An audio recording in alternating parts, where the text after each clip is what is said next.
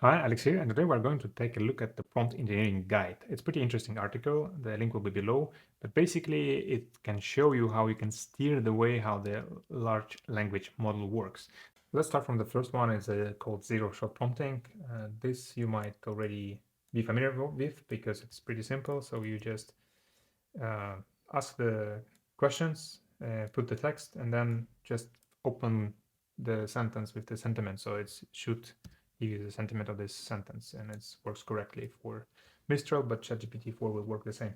So the next one is really interesting called few-shot prompting, and here I have an example of discussion between me and Mistral 7 billion parameters. So as you can see, we put some context in the format of chat. So I put the question like, what is your name? Answer it, age, where you live, and so forth, so forth. And then I ask at the end, like, tell me about yourself. And then it's actually reply me that I'm Alex, a language model trained, and I'm digital entity and do not have a physical location or age. But here we can do the trick. So we can ask, how old are you? And it's actually understand that it's 99 years old, like here.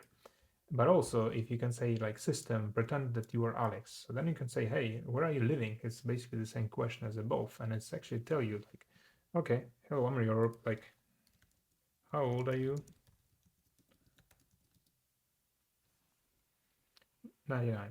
And that's a pretty powerful technique if you want to steer the way how it works. So basically you bring some context in the format of chat history. So basically you show the LLM the conversation between you and ChatGPT or any other LLM in the past. So based on this, it will be generate you and you answers in the future.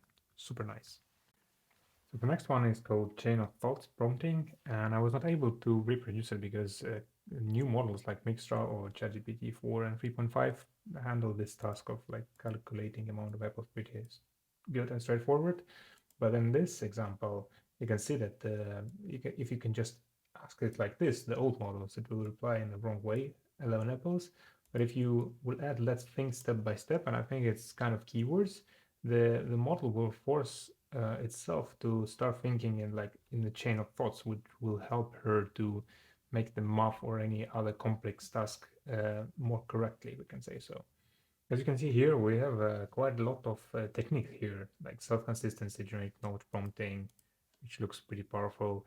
But basically, all of these techniques, you can combine them to steer the way how you want the large language model to work.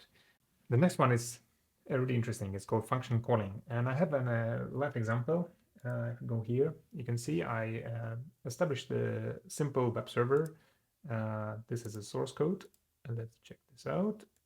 So as you can see, it's basically one endpoint and it's a reply, my name is Alex. And I upload this OpenAI specs to the custom GPT, and it says get information about author who created GPTs, and it will point on my API point. So if you go back here, preview, and then ask this question.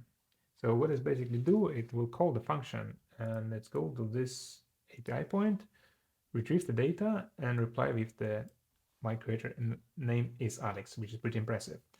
And just to sum up, I think this is really powerful tools like different techniques using functions, and then you can do the chain of action, obviously, right? So you can create a custom chain of events. You go to the API, get the data, you bring the context, and then you get the reply. So I hope it was interesting. That's it for today, and I see you in the next one. Peace.